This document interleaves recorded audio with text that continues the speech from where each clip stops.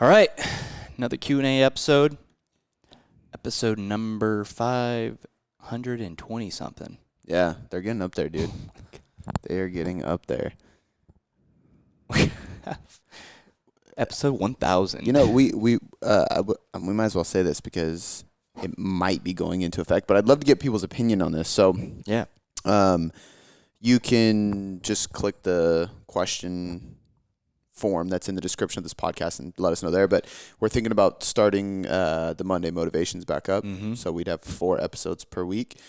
And I just want to know your feedback. They were the easiest, quickest, and most simple for us to do because really it's like a topic and a lesson and I just fucking go on a rant, really.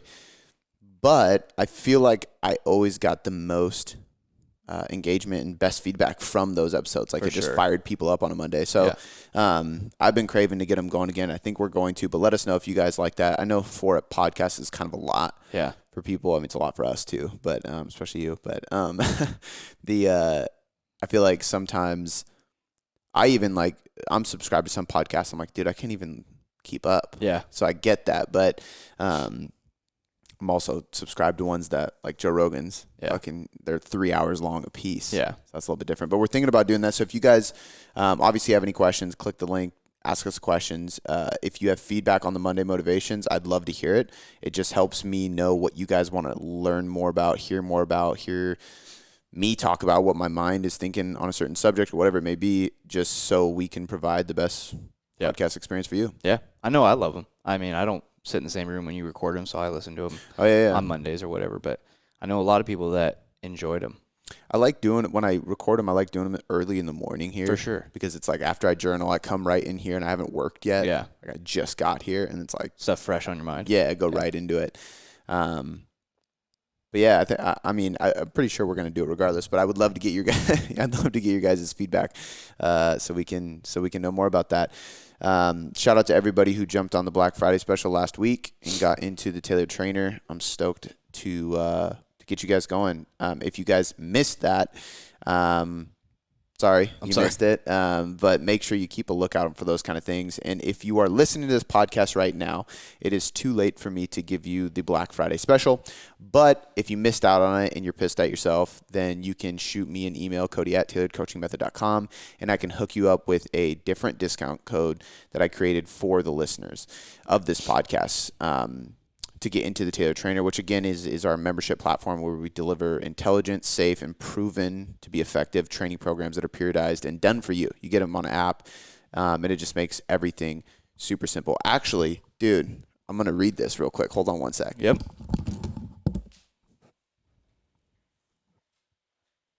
I saw that on your desk. Well, I didn't look at it, but I saw it said thank you on the cover. This is a member of the Tailored Trainer. Dope. And I didn't even plan this, but this is perfect. She mailed me a card.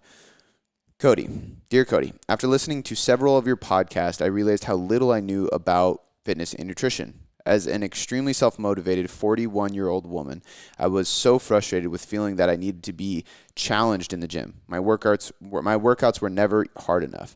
I decided to try your program after hearing you say it was only $2 a day. It's only $2 a day, guys.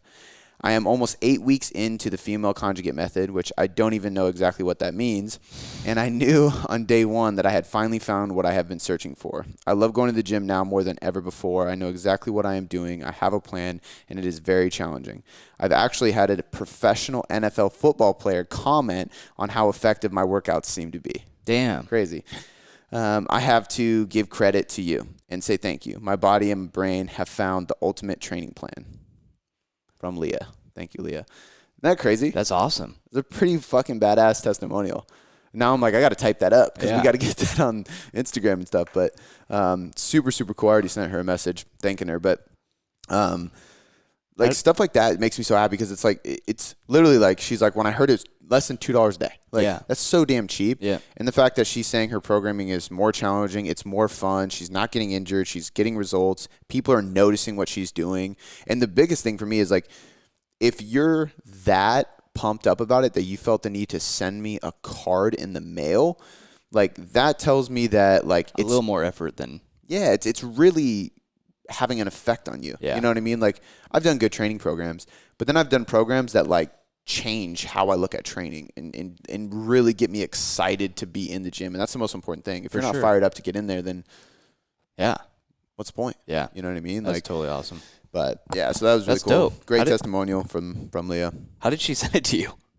She sent me an email and was like, I sent you a card, but it got sent back to me. Is your address wrong on Google? And so I Googled the business, and it's still in Milton. Yeah, but I've requested to change it twice. So it shows a post office. When you type in tailored coaching method, it shows a picture of a post office on Google. The one in Milton? Yeah, because it's my P.O. box from back in the day when I first started the business. Yeah. And I've tried to change it a bunch of times to this warehouse, but I think because this warehouse lot or whatever's so new, Google doesn't recognize it yet because it never works. Yep. I keep trying to do it. Yep. So now I'm like, I might just put the crossroad or something. Yeah. So how did she send it to you? She emailed me, and she was like, do you have a different... How did you send that physical card? To your apartment? No, she sent it here. I gave her this address. Where do you get mail here? We have a mailbox here. Oh, really? Yeah. Oh, I didn't know that. Yeah. Damn. Yeah. All right. I check it every few days. That's where, like, Nick Shaw just sent me that book. I'm actually stoked to read that. Nick Shaw from Renaissance Periodization. Yeah. He's the founder and the CEO, which we have him coming on the podcast. I think I'm actually interviewing him next week, I think, or the week after.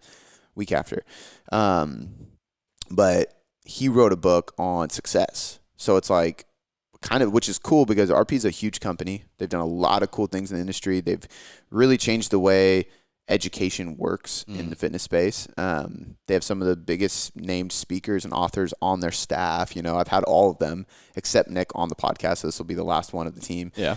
But like for that, like to see, like, cause everybody hears all about Mike Israetel, right? Yeah. He's like known for volume and bodybuilding. Everybody hears about Dr. James Hoffman because he's really well known for his recovery research and books and stuff like that.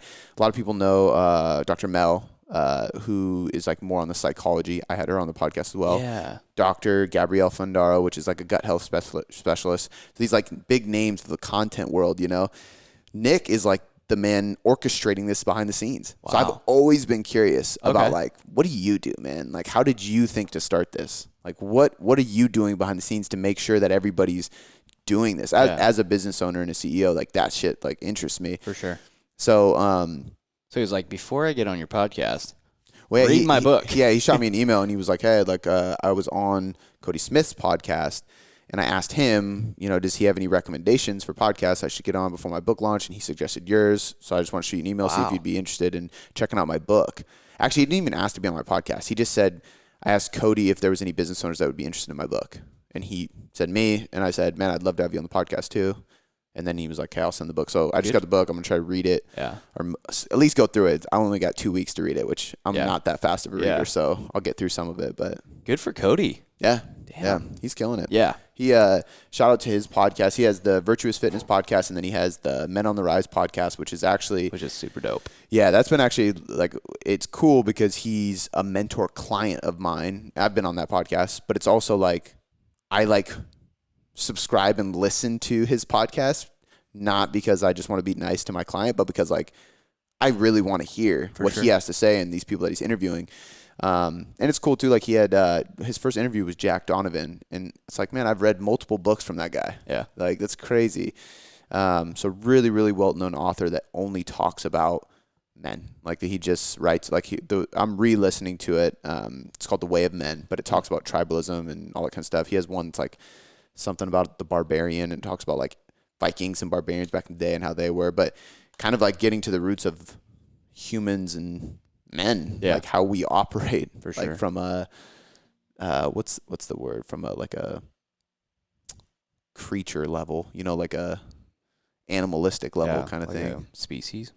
Yeah. Maybe that's the word. I don't know. We're like Neanderthals essentially, but yeah, really, really cool podcast. So check that out if there's any guys listening that are into men's health and self-development and stuff like that. It's called Men on the Rise. Cool. So, all right, guys. Yeah. Q&A. We don't think we have any more announcements. Nope, not after I will say follow my Instagram closely because we will be announcing the t-shirts soon. By the time this airs out, we might be like getting ready to launch the page. Basically, as we're recording this, I'm literally just waiting for the shirts to get to my house so I can put it on and be like, I like this, and then have you take a picture of us wearing it. Cool.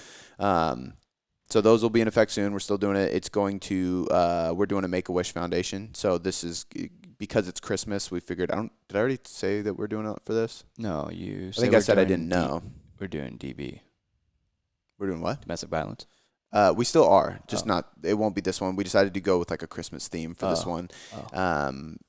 Basically, you know what Make-A-Wish is, right? Yeah. Okay, yeah. So like we're, depending on how much you raise, you can either do one of two things. Either A, you contribute to somebody's wish, or B, if you make enough, you buy that wish, which would obviously be our goal. Yeah. We'd have to raise quite a bit of money. Wow. But it'd basically be like, this person wants to hang out with Rob Dyrdek. That would be my wish. Probably. And then like they paid to make it happen. Totally. But yeah, so we figured we'd do that for Christmas, and the next one will launch early next year, and that one will probably be for domestic violence. Sick. We have like a list of different ones that we want to do that are. Dude, we're like, gonna knock them all out. Yeah, like next year it'll be nice because we'll have a system now that we're dialing things in. Even with the apparel company, like had a meeting and was like, all right, we need to know exactly how many to order, how long the lead time is, how long to ship it, what kind of print you're doing, so we don't mess it up again. Like everything was dialed in. So now that we have this like running, hopefully, we can just pump them out every couple months. Yep. So I like that. Yeah, I'm excited. All right, cool, guys. Let's get right to it. The first one comes from Powers Amide. Thoughts on multivitamins. Which micros should we be more aware of? You can head to buylegion.com/boomboom and get 20% off. Receive 20% off at checkout. You should do that, but I think multivitamins, it's kind of one of those things where like if you're in a bulk, like if you're in a surplus and you are practicing a good flexible dieting approach, meaning 80 to 90% of your diet is still whole foods, you're still getting like a good flexible diet basically has kind of like a checklist, right? Like, are you getting your fiber? Yes. Are you getting 3 to 4 servings of greens a day? Yes. Are you getting 1 to 3 servings of fruit? Yes. Lean protein? Yes. Omega-3 fats? Yes. You got all these check marks. Go have ice cream. I don't give a shit. Like, you got your check marks for health. And there's actually research that shows a flexible diet versus a rigid meal plan diet. The flexible diet actually is more beneficial from a micronutrients perspective, vitamins and minerals, because the rigid diet doesn't have as much variety. So you're not going to get the opportunity to get as many vitamins and minerals. But my point being is if you're following that kind of approach, which we advocate, and you're in a surplus, you don't absolutely need a multivitamin because you're probably getting everything you need to get through your diet if you're eating whole foods. Totally. You know, especially if you're eating enough fruits and vegetables. The time I would still recommend it for people who are at maintenance or a surplus is, number one, if you have the extra money to spend and you are health conscious and focused, then you absolutely should do it because it's kind of like an insurance policy. Definitely. Why not just be sure that you're getting enough, right? The second thing is even if you're in a surplus but you're super active or you're super lean, I probably would still do it. And then last but not least, if you're in a cut, I would do it for sure. And the reason for those last two is because they've done studies on bodybuilders and high-performing athletes. So there's a spectrum, you know, how much does this apply to me versus like a competitive athlete? But still, it's the theory that matters, like the concept. And that's that as you get leaner and or as you diet, you're probably eating less fat, right? Because you're in a diet, or you store less fat because you're leaner, because you're an athlete. You're more likely to become deficient in fat-soluble vitamins, things like vitamin D, for example. Vitamin D is a fat-soluble vitamin. You need fat in order to absorb it. Yep. So if not enough fat's coming in through the diet or is already stored in your body, you're going to have trouble really holding on to vitamin D, which would mean vitamin D and other fat-soluble vitamins might be advantageous to take them as a supplement. If you're training super hard and or dieting, you're probably, one, drinking a lot of water, which means you're peeing more. And if you're training hard, you're probably sweating a lot, which means you're not only replenishing water, but you're also depleting a lot of water and flushing out a lot of things. So you could be potentially flushing out vitamins and minerals, specifically water-soluble vitamins and minerals. So if we take that into consideration, it's kind of one of those, again, it's an insurance policy to say like, hey, you might be more likely to be deficient in these things because of your lifestyle and your health activities. So let's add this multivitamin just to be 100% sure. For sure. You know, and then you don't have to worry about it. Yeah. So I would recommend it. I actually have been recommending Legion's multivitamin for at least a year, if not more, prior to even working with them, being an affiliate of them, because most multivitamins are extremely underdosed. So you spend all this money and it's like you just take one pill a day, and it's like you get such little of everything in that one pill that it's just like pointless, you know? Whereas Legion, full transparency, you have to take 8 fucking pills a day. So 4 in the morning, 4 at night. It's a lot of pills for a multivitamin. Like, you know, they have like those multivitamins say 1 a day. Yeah. Like, it's like 8 a day. Yep.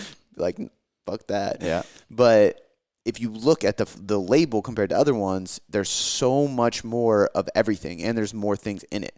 So when I talked to Mike about it, he was basically, and I've said this on the podcast too, he was like, dude, if there was a way for me to give people less pills, trust me, I would. I understand it's way more appealing to take a couple than it is 8, but I'm not willing to sacrifice the quality of it. Mm-hmm. And if I sacrifice quality, I'll have to like drop the dose, which isn't going to be as effective. Nope. So there's a reason why it's that much, but I do recommend it for most people. I would recommend Legions over anybody's, and as we always say, because we're sponsored by them, go check them out, buylegion.com/boomboom. Yep. All right, cool. Let's get to the second question is from Tiffany Jones Fitness. How to train with adrenal fatigue and not overstress your body, but still achieve results. This is where I think like a functional bodybuilding approach really comes in handy. And what I mean by that is like, usually people who experience adrenal fatigue in the training world, at least, they love high intensity training. That's usually how they got there, which is typically there's people who get adrenal fatigue that do yoga, but they are a business owner who sleeps 4 hours a night. You know what I mean? Like, there's other people that have the issue too, but most people listen to this podcast that experience adrenal fatigue, which is actually called HPA axis dysfunction. But I think it's so stupid. The medical community basically like slanders you if you call it adrenal fatigue, like you're an idiot. But HPA axis dysfunction is okay, which basically means that your adrenals are worn out. So why can't I say adrenal fatigue? You know, it's like, but I usually say adrenal fatigue. People know what I'm talking about. But most people get there because they're doing CrossFit, they're doing powerlifting, they're doing high intensity modalities. So they're like either going high intensity from like a standpoint of like you never let your heart rate calm down like CrossFit, or you're lifting super heavy weights like CrossFit and powerlifting and stuff like that. Training too much of that stuff will lead to this. So a lot of times I like using a functional bodybuilding approach just in the sense that we're still using dumbbells, barbells, kettlebells, free weights, so they feel kind of comfortable and in their own zone, because that's what they love doing most.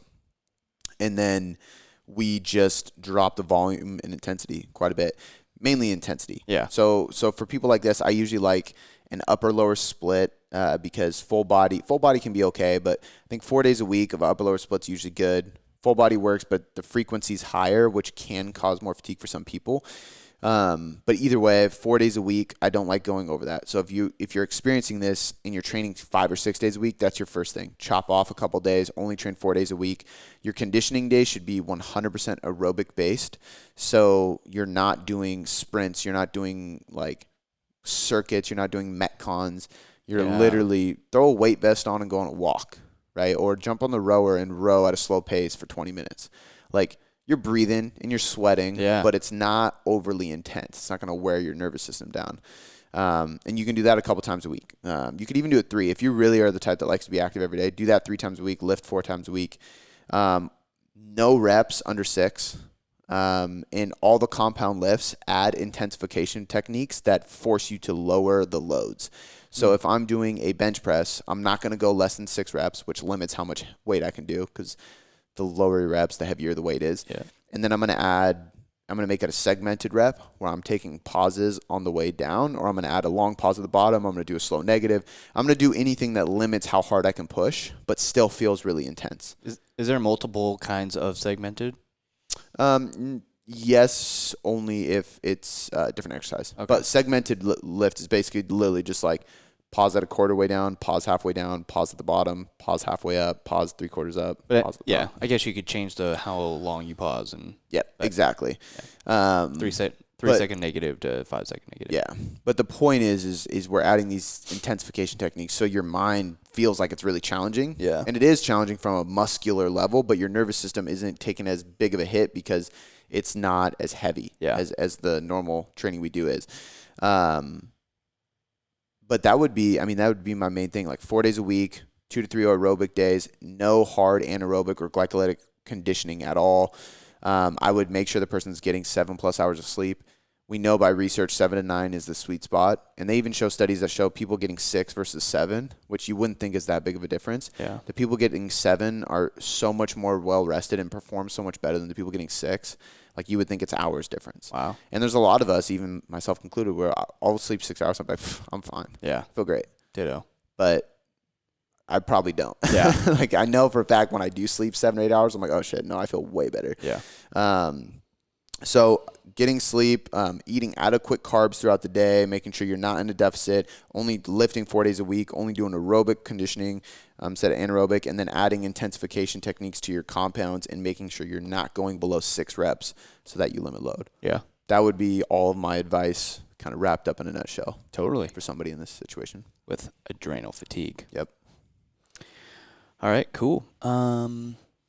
Next one comes from YIA Nutrition. In a reverse, but I think she's saying she is in a reverse, but my weight goes up during my cycle. How do you gauge water weight versus fat gain? First and foremost, if you're in a reverse diet, you're probably increasing carbohydrates. If you're increasing carbohydrates, every 1 gram of carb is going to pull in 3 to 4 grams of water, which means as you add carbs, you are going to add weight. But if you're pulling water in, that means you're adding water weight. And guess where carbs store with water? In the muscle. Yeah. So it's really not bad weight. So if you're reverse dieting, you just have to be ready for your weight to go up a little bit because it's going to happen, you know? So that's the first thing to think about. The second thing to think about is if you notice every single month at the same time, your weight goes up. Yeah. Blame it on the cycle. Yeah. You know, it's not fat accumulation because a period doesn't make you gain fat. A period makes you hold water. Yeah. Unless a period, some people have way worse cravings than others. So unless you get your period, you have cravings, you end up eating more, and that puts you in a surplus consistently, and you always overeat during that period. That's where we'd go, okay, let's tweak the diet a little bit to avoid overeating during that period. You know, Yeah. I've even done it to where we've done their deloads and diet breaks during their menstrual cycle because it combats all that. So it's like, hey, we're giving you more food and deloading training so you can deal with cravings a little bit easier and you're recovering better during the time you need it most. Yeah. And people's phases change. So sometimes it's every 3 weeks, sometimes it's every 4 weeks, and it kind of just shifts on that 3 to 5 week scale of when we implement these. But that's a good strategy if you notice it happening consistently, but only if you're overeating or having adherence issues during your cycle. If you're just gaining a few pounds every time your cycle hits, then you just have to accept that water weight's gonna fluctuate. Yeah, that was my question. What does gaining during your cycle mean? Does that mean 2 pounds or 6 pounds or? It depends on the person. Yeah. There's obviously not 6, I mean, but obviously there's you know, I would imagine the bigger you are, the more potential you have to retain water because you have more mass to retain water in. Yeah. But it's different, man. I know people it's literally a pound. There's people that don't fluctuate.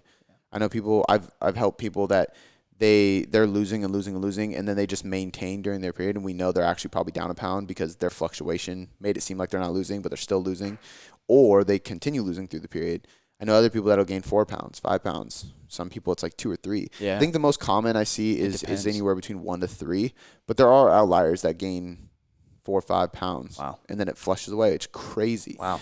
But you can also look in the mirror, like look at your visual appearance. Like I know for a fact, like I can look at myself in the mirror and know, like I'm fucking up on my diet, or damn, I had too much salt last night. You know, because sometimes like, well, I remember this actually happened not long ago. I was cooking, and which is a rare occurrence, and I was putting the seasoning on the veggies, and Blakely always wants to help, right? So I'm like holding there, and we're doing it together, and she like smacks it and just salt just dumps all over the carrots. And I'm like, oh, fuck. So there was some that were just like salt licks. But like that's a good example. Like I had more salt that night. When I wake up in the morning, I look a little watery. I'm up a pound. I'm not going to be like, oh, fuck, I fucked up. I need to cut my calories. God damn it, Blakely. It's like, well, Blakely put too much salt in my carrots and I'm retaining water. Yeah. So you can usually visually see it. Some people retain water in their limbs a lot too. So like I know for me, if I have more than 3 or 4 glasses of wine or beers, which is 95% of the time when I drink. Yeah.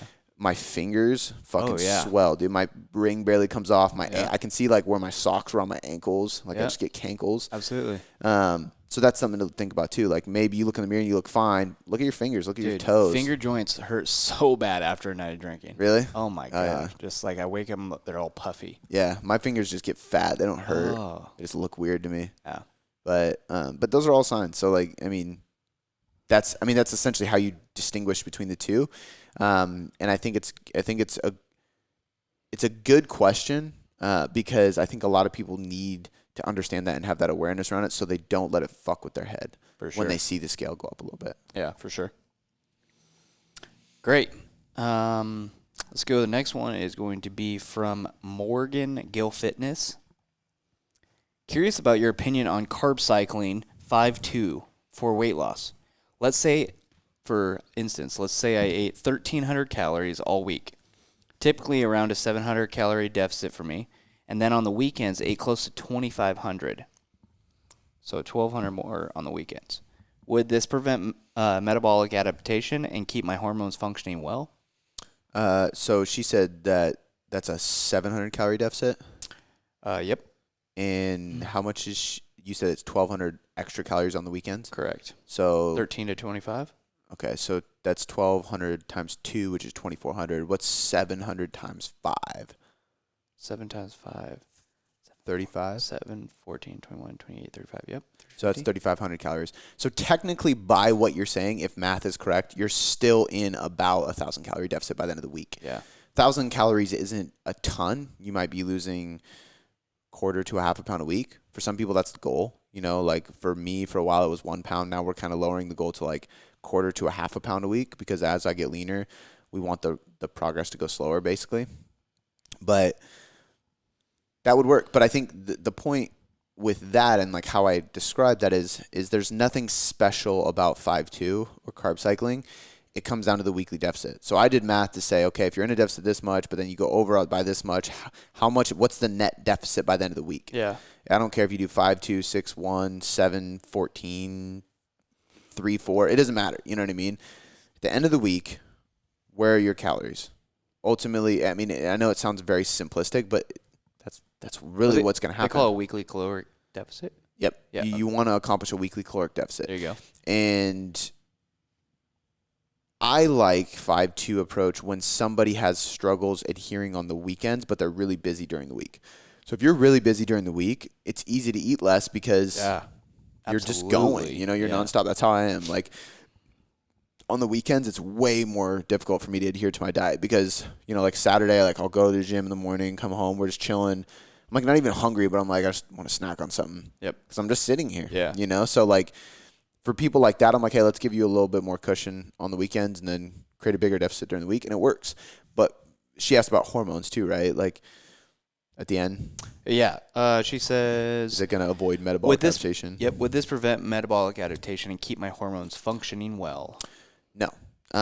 It may prevent it, mitigate it, slow it down. It's not going to prevent it. Yeah. So if you're in a weekly caloric deficit, you are going to lose weight.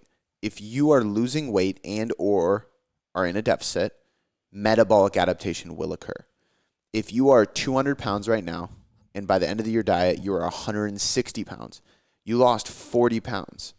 No matter how you periodize the diet, you are 40 pounds lighter, which means your body needs 40 pounds of less energy, essentially. Like, right, they have 40 pounds less to try to maintain, sustain, and function with. Right? If I'm 200 pounds and I'm walking around, it takes me more calories to walk up and down the street than at 160 pounds. So metabolic adaptation, this is where people like get freaked out by metabolic adaptation. They look at it one-sided as in like the deficit is causing this, but it's more than just the deficit. It's how much you weigh, it's how much you move, all those kind of things. So, so no, it's not going to avoid metabolic adaptation. The best way to avoid or try to slow down metabolic adaptation so it doesn't affect you as greatly is going to be to watch your steps, because if you can try to maintain your NEAT, you're maintaining a big part of what metabolic adaptation is. One of the biggest things is as you go into a deficit, your body will basically just want to move less and less, so you'll burn less calories through NEAT, non-exercise activity thermogenesis. Totally. And so if you can know where you're at going into this and try to sustain your NEAT levels throughout the diet, then you can avoid some of the metabolic adaptation. The other side of it is you're in a deficit, you're going to deal with it. Yeah. And then the last part of it is if you take diet breaks properly, you might be able to slow it down just because you're giving yourself some time out of the diet. Not because a diet break or a refeed is like reboosting or recharging your hormones. Yes, there is a leptin and ghrelin response. Yes, there is a cortisol decrease when you increase calories, which may have an effect on the thyroid and some metabolism and some stress hormones and sex hormones. But in the grand scheme of things, it's not enough to say, like, I prevented metabolic adaptation. It's simply like, at the end of 16 weeks, I either dieted straight through, and that's 16 weeks of dieting, or I did 16 weeks and I took diet breaks every 2 weeks, which would mean that was like 12 weeks of dieting in a 16-week span, which means you had less time in a deficit, which means you had less wear on your body, which means you had less of metabolic adaptation. Totally. So, but yeah, I think it's a great approach. It can work. Dr. Bill Campbell did a study on this. I had him on the podcast after he did the study. The study went really well. It didn't really show any reversal of hormones, but it did show better muscle maintenance for the people who did the 5-2 approach versus just a straight linear intake. And so to me, it's worth it. Some kind of diet break is always worth it, in my opinion. Totally. I love it, man. All right. We got one from Saffron Burt. What are some ideal warm-up sets for heavy compound lifts? Should you use certain percentage of your heavy lift for your warm-up weight? I think there is there's a good article on this that breaks down, you start with just the bar, then you go 50% of your working weight, then 60, then 70, you know what I mean? You can work up, and I would say you can work up by 10%. It depends on what you're doing. If you're... Sorry, can I ask you a question? Yeah. Are they asking about a warm-up weight on a certain exercise? I think so. Okay. I don't know what exercise, but I don't think a general warm-up. I think this is why I actually call them ramp-up sets instead of warm-up, because when you say warm-up, you're thinking literally when I get to the gym, what am I doing to warm up? Warm-up sets, yeah, exactly. Exactly. Yeah. Warm-up sets are like ramp-up sets, and that's where it's okay, I'm going to so on Monday when I hurt my back. Yeah. So mind you, my warming up for the squat is not what hurt my back. We're going to record a separate podcast on how I hurt my back, but I warmed up perfectly for that. Did my full dynamic warm up, did some nervous system activation stuff. Yeah. And then I started with just the bar. Then I went 135. Then I went, added 30 pounds. So I went 185. So on. And I just kind of not 185, 165. And then I did 195. And I just basically added about 30 pounds, so 15 on each side, until I got closer to 80 to 90% of where I wanted my working sets to be. And that's when I was more intuitive, because I think I can plan. So when we went into that, I was okay, you're going to hit a 1 rep max today. And it's sub max. It's not balls to the wall, the most you've ever lifted. But so when I went in there, I was okay, the most I've lifted since my knee surgery on a squat was 365. So I'm going to come into this, and I literally was I just want to hit 315. I was if I hit 315, I'll be happy, because that's heavy, but I know I can move it well, and I know I'm not going to fail that lift, but it's sub-maximal effort, right? So knowing that, once I got to 275, I wasn't adding a certain percentage. It was all right, 275 felt good, let's go 285. All right, that felt good, let's go 305. I had 20 on this one. That was tough, let's go 315. And then after 315, I was all right, let's go 335, which is what I ended up hitting. Yeah. You do the podcast right now. I know, basically. But well, I'm gonna talk about the life lessons. I know. But yeah. So with that, I don't know what percentage that was. Did I increase 10% until I got to my working weight? Maybe, but I would consider anything 80% or above of your estimated working weight as a working set. For sure. So if I knew I was gonna hit if I wanted to hit 315, whatever 80% of 315 is, that's when my working sets start. So Yeah. however long it takes you to get there. Now, the heavier you are, the more sets that takes. If I was doing a bench press, I probably would have done 3 or 4 less sets because I'm not benching 335 pounds. Yeah. I probably would have worked up to like 250. I think the max I did earlier this year was 275, right? So that's significantly less, so I won't need as many warm-up sets, right? Deadlift is over 400, so I would even need more warm-up sets. Ramp-up sets, yeah. So it really kind of depends. I don't think there's a perfect way to do it. I think you have to be an experienced lifter and kind of trust intuition to an extent, but definitely don't rush into it. I used to be the type that was like, squat the bar, then add 45s, then add your second 45, and let's get after it. Yeah. You know what I mean? Like, so it's like, but that's a quick jump. Yeah. Going from 135 to 225, it's almost 100 pounds. It's like, I know you can do it, but why do that? You know, Why like, rush it? And I'm not trying to say it's dangerous, but it is dangerous. It could be. Yeah, it could be. I mean, I know power lifters who are lifting 3 times as much as me that warm up with the bar. Yeah. Like, it's like, so if this guy that can squat 800, 900 pounds is starting with just the bar, maybe I should too. You know what I mean? Yeah, that's a good conclusion. Like, I don't know. And I don't think we slowed down the video, but I didn't move super slow. Like, I like moved through it fine. It's just that my hips were shifting. Yeah. And You haven't posted that yet. No, I'm going to post it today. Okay. By the time they hear this, they will have seen it. Oh, yeah. So I already wrote it up for the caption. So I'm saying I can make it in real time. But yeah, it's honestly, it's one of those things where it just depends. Now, after your compound lift, you go to accessory work, you don't really need many ramp up sets. Sometimes I will, like if I'm doing like a heavy RDL after squat, I will do ramp up sets and I'll start pretty light just to get the form down and get flexibility, and then I'll add load. For sure. But yeah, I don't think there's any perfect way to do it. I think you got to be somewhat intuitive. I think a 10% increase until you get to your working weight within 80% of your working weight is a good way to go. For sure. Love it, man. All right. We got a next one is from Valerie0809. She says, "What does undulating? Why is there a D in there? Undulating. That's how you spell it. Wow. All right. Well, what does undulating and conjugate mean in regards to workouts? Why is there a D in there? Undulating. That's a weird ass word. Do you know what it means? In context, I'm gonna say like periodizing. It's a type of periodization. Yeah. But literally, it means undulating is like alternating. So waving things up and down, in and out, right? So an undulate. So there's different forms of undulation. So technically, carb cycling can be undulation. You have high carb days and low carb days. You know, you're cycling highs and lows days, and an undulating periodization model usually is done in the context of a daily or weekly undulated periodization model. A daily undulated periodization model is where you have the same movement and or muscle group, I guess you could say, because there's different ways to do this, but you're hitting it from a different intensity every session, and you do it multiple times a week. So you're undulating your intensities. Okay. So I might do a barbell bench press Monday, Wednesday, and Friday. I've done this before. Monday is 5x5, heavy strength work. Wednesday is 6x3, speed work with a low percentage, right? So like you're going lightweight but fast. And then Friday is like 4x10, hypertrophy, right? You can go, you can even do like more of a strength undulated periodization where it's like you're doing sets of 3, then you're doing sets of 5, and then you're doing sets of 7, right? So all relatively low. They're all going to build strength, but you're hitting the same movement pattern from different intensities and loads throughout the week, which is going to improve multiple qualities. So if I'm doing the original form of DUP is basically like if you're doing power lifts, bench squat, deadlift, you would do like a strength day, a speed day, and a hypertrophy day.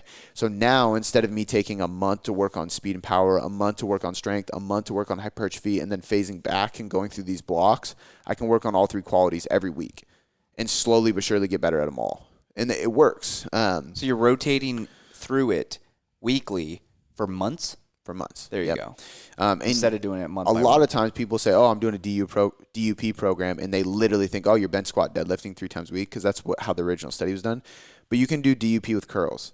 If Monday I do sets of 6, Wednesday I do sets of 10, and then Friday I do sets of 15, I'm literally doing a daily undulated periodization model for curls. It's just a concept. It's just a concept. It's an intensity wave loading strategy. There you go. So it works. I think it can get carried away where you're doing there's like one of the scientific principles of strength training, which is a great book if anybody listening wants to like dive deep into strength.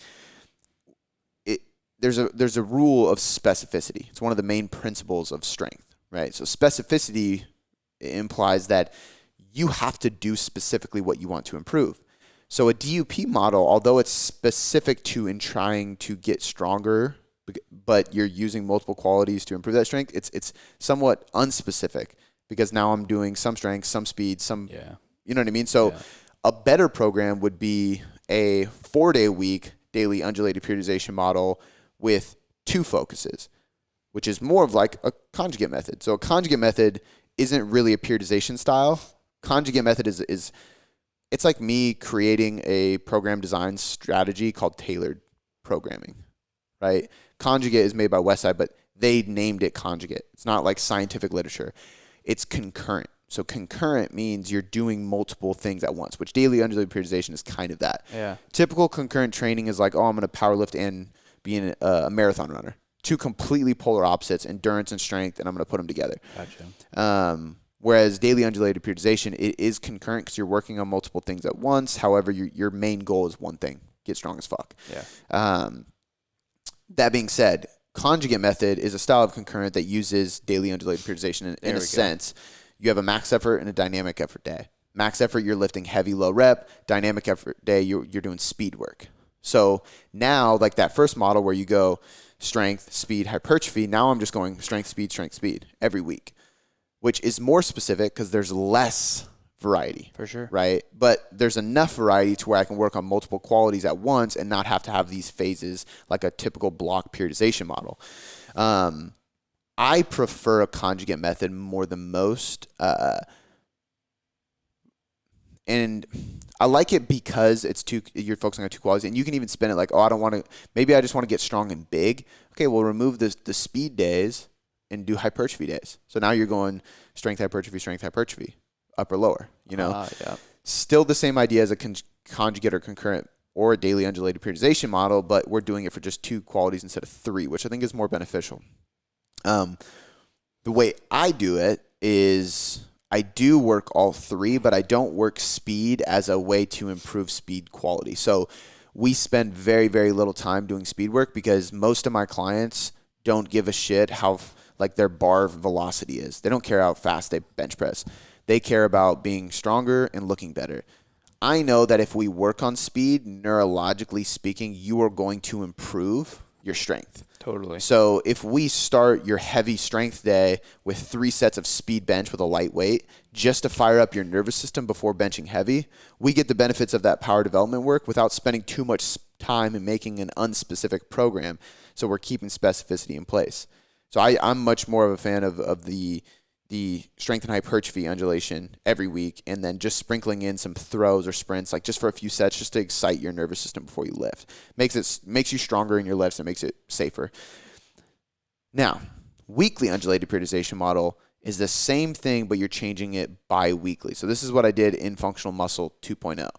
You have hypertrophy days every week. So it's an upper-lower push-pull leg split. The push-pull legs is hypertrophy every single week. I change certain things week to week, but it's always hypertrophy because the main focus of functional muscle is to build muscle. So hypertrophy is not a weekly undulated periodization. It is a linear, always doing it. That's specific to the program.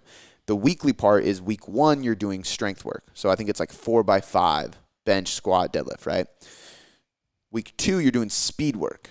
So now I'm doing speed bench, speed deadlift, power development. Yeah. Week 3, I'm back to strength. So now instead of alternating each session throughout the week, I'm alternating every other week, right? Sure. So now I go week 1 strength, week 2 power.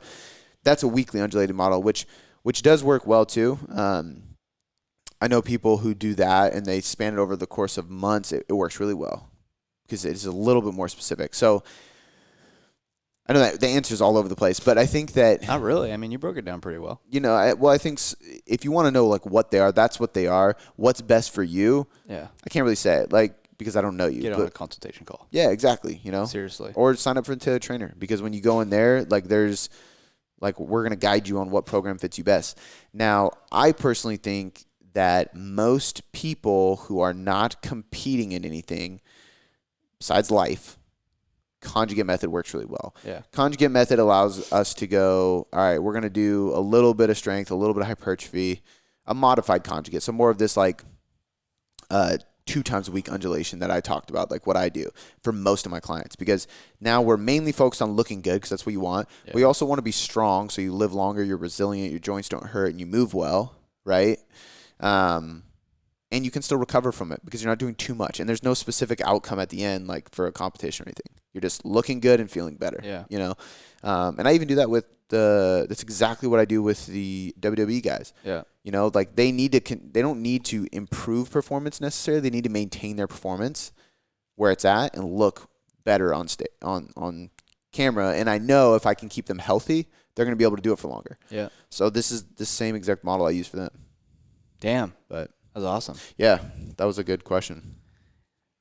If you didn't just listen to that entire answer and you don't want to join the Tailored Trainer, I'm not sure what you want to do. You put a lot of thought and science and I think detail honestly, and thought into that. Dude, strength training was my first love. Like, a lot of people know us for nutrition because that's most of our coaches are nutritionists. Most of them do training now as well because we have systems in place to offer custom training to clients. But training was why I got into this in the first place. Originally I was just a trainer, and like all I cared about was how do I get extremely jacked and strong. Yeah.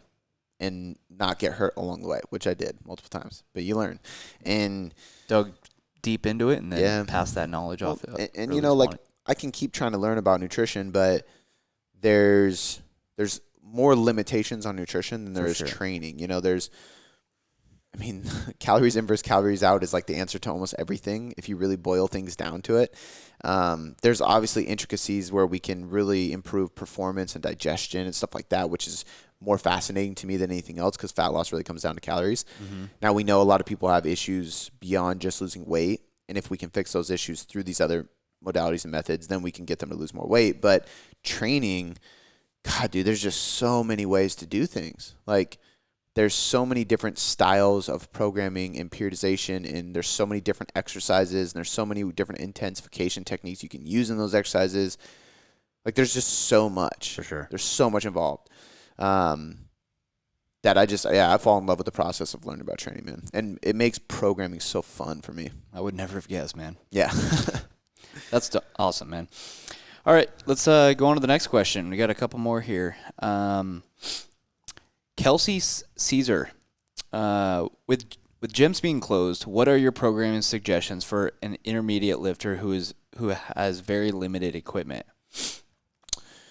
Again, yeah, we got a lot of options. I think she literally said 20-pound dumbbells is all she has. Which my first recommendation for anybody is like, go get some more shit. Like, I know, like, usually I don't give any advice that requires somebody to spend money because we don't know anybody's financial situation. But if you can afford to start investing in equipment, like, if the pandemic didn't show you anything, it showed you that you should invest in a garage gym, and yes, we do have programs like this for in the Tailored Trainer, but I think that what I would recommend is full body, because you're going to be able to, like, if you can't, so there's 3 levers, right? They're not the only levers, but they're the 3 main levers: volume, intensity, frequency. I can't raise intensity because I only have 20-pound dumbbells. Mm-hmm. I can't raise volume, or I can kind of raise volume, but there's only so much I can do per session, right? So if I'm trying to have like high volume on my chest, how much can I do with 20-pound dumbbells to really hit my chest? Yeah. Like for me, I'd have to literally do 100 rep sets of bench press and then a ton of push-up variations. So instead of me doing a ton of push-up variations in one day, I'm going to do push-ups every fucking day in a different way, which is frequency. Frequency is the third toggle. That's the one we'd want to dial up. So I would probably go full body, so you can try to hit almost every muscle group every single session, training 5 days a week probably. And I would keep your volume at a level that it's normally at when you're in the gym from a sets per muscle group per week perspective. So if you're normally in the range of like 10 to 15 sets per muscle group per week, what I would do is basically try to hit your chest 10 to 15 sets per week. I would hit your back 10 to 15 sets per week. You want to maintain that or even go over it. So if you usually hit 10, maybe you go to 15 because the intensity is so much lower when you're doing at-home workouts with light dumbbells and body weight. Yeah. You know, so it's important to, if intensity goes down, how can I increase volume and frequency? You know, there's two toggles that are going to be higher than the other one. I would say there's a fourth toggle, but it's really like kind of over-encompassing everything, and it's effort. If your effort's not there, then none of that shit matters anyway. I don't care how much volume you do or how high intensity. You need to put in the effort as far as like how hard are you working, which some people would classify as intensity as well. But in order to accomplish that, I would focus on RIR instead of rep count. So now we have, okay, I know how many sets per muscle group per week I want to do. I know that I need my effort to be high and frequency to be high. Frequency being how many times I'm going to hit, so I'm going to do full body. But my effort's going to be high by following RIR. So instead of me saying, hey, I'm going to do 4 sets of 8 at a RIR 2, which is a good hypertrophy strategy, I'm going to go 4 sets of dumbbell press at a RIR of 2. Because now I got 20-pound dumbbells. Totally. So instead of me doing 8 and saying, oh, it might have been RIR 2, I'm going to literally go until it's truly I only got 2 reps left in the tank. And I might even say go to failure or 1 rep in the tank because you might have 1 left. You might, yeah. Well, that and you're less likely to get hurt doing like failing on a dumbbell press with 20-pound dumbbells than you are on a 3-rep max of barbell bench press. Yes. With 200 pounds on the bar. You know, so it's completely different. So I'm less worried about you getting hurt or burnt out from going to failure with body weight band and light dumbbell stuff. But I have some programs that I literally, when people are in quarantine in the trainer or custom clients, literally it's straight up RIR. So 4 sets of this RIR 1, 4 sets of this RIR 2. You know, or we'll start, like, if we're doing 4 rounds, it'll be like RIR 3, 2, 1, 0. Yep. Get closer to failure as you go. I did that with CJ. CJ is a similar situation. He was like, I got 35-pound dumbbells and nothing else. And I'm like, fuck, that's it? Why do you have, why those? Why that weight? Such a random thing. Yeah. But I was like, all right, I'll put something together for you. And I put together a program that was completely RIR based. And he was like, dude, like, bench press with 35, because he can bench pretty heavy. Yeah. I was like, go until you only have 3 reps in the tank. I don't give a shit if you do 60 reps. It's hypertrophy and body composition change is based on your effort, your intention. So it's like whether you're doing 20 reps or 40 reps, if you're 2 reps shy of failure, you're going to get the same benefit. Yeah. Not from a strength perspective, but from a body composition perspective. Strength perspective, we know it's so neurological that to build strength, you are going to be better off going lower rep with heavier weights. But for hypertrophy, you can go 3 reps, 6 reps, 9 reps, 20 reps, 40 reps. As long as your reps in reserve is where it needs to be and your volume's there, you're going to see progress. So that's what I would do. And a lot of times that means you got to add in intensification techniques. Yeah. And that's just going to be, again, like segmented reps, pauses, negatives, drop sets, myo reps, EMOMs, EDTs, AMRAPs, all those kind of things that just make shit really hard. And I like people working on work capacity in these things. So it's like, hey, we can't do a ton, so let's work on work capacity. How many times can you get through this workout in 30 minutes? You know, it's like a full circuit with like 8 exercises, and you go through one in a controlled manner, and I want you to improve your work capacity over the next month. So if you can get 8 rounds in 30 minutes, I want you to get 10 rounds in 30 minutes at the end of this, you know, quarantine or whatever. Yeah. So work capacity is a great thing to work on as well. Yeah. I don't know if you thought I said intentions, but what I meant to say is tension. Like you always talk about muscles are stupid. Yeah. But as long as that's gonna happen, you know, you can do 60 reps and still have tension on the muscles. But that's the thing. It's like mechanical tension is the number one thing that leads to muscle growth. So if you can provide an adequate stimulus to the muscle, an adequate tension level of tension, any way, shape, or form, you're gonna grow. Yeah. Awesome. All right, I think we got one more here. It's from Elsie Seberg. When taking on nutrition clients and starting them in a reverse diet, parenthesis, when they are previously intake is unclear, is it better to start at a lower intake for the first week and move up as needed, or start at a moderate intake and just see if their body responds to the consistency? She says in the middle of it, is it better to start at a lower intake relative to their estimated BMR? Basal metabolic rate. So BMR is basically like your basal metabolic rate is like how many calories does Travis need to just survive? Not training, not activity, like just live. Okay. And then we usually take that BMR and we use a TDEE calculator, total daily energy expenditure calculator, to estimate how many more calories we need to add on top of that to maintain their weight. Because you surviving is different than you maintaining weight, because you train every day, you walk around, you have neat, you know what I mean? There's things that you do that burn calories. Totally. Thinking, actually, you know what one of the most taxing thing from an energy perspective is? Playing chess. They did a study on chess players. Dude, their mind works so fast because like they did a study that said like they burn like 6,000 calories in a single fucking competition, in a chess competition, because the brain uses glucose. The brain uses carbohydrates to function. But like if you think about chess player, they're like, okay, if I move here, he'll move here, which will means I'll have to move here, and then this, you know, there's like this whole long strategy, and he goes, okay, so if I move this way, this will happen, this will happen, this will happen. And it's like all these things. So their brain is just going and going and going. But they did a study on it. I was super fascinated by that. I was like, holy shit. Do you know how to play chess? Fuck no. Okay. I've never played chess in my life. Okay. Never tried either. Yeah. But it seems really hard. Yeah. I think I'm on that same page. Yeah. I think I've tried to play with my dad when I was super young. But I remember like maybe moving a pawn and say I'm over this. Yeah, I'm more of a checkers guy. Let's go. Checkers is more up my lane. So you're gonna want, so you can go up to their BMR, but you're gonna want a TDEE. You gotta calculate it by an activity calculator. Yeah. Because their BMR is not going to be their maintenance calories. That's just going to be what allows you to find out their maintenance calories.